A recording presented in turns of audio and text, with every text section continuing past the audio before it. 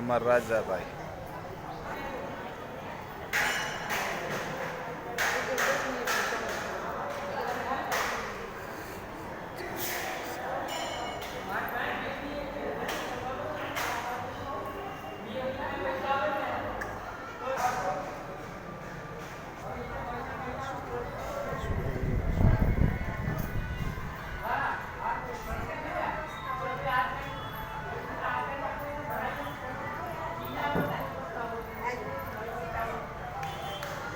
तो मेरा बैठो छे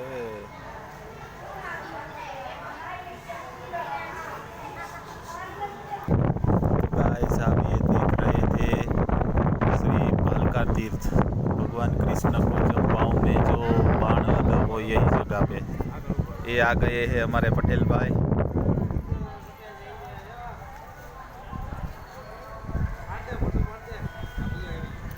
हमारे राजा भाई। इसी तरह अंदर एक पानी का कुंड है, सब लोग आचमन लेते हैं। ये मुख्य मंदिर का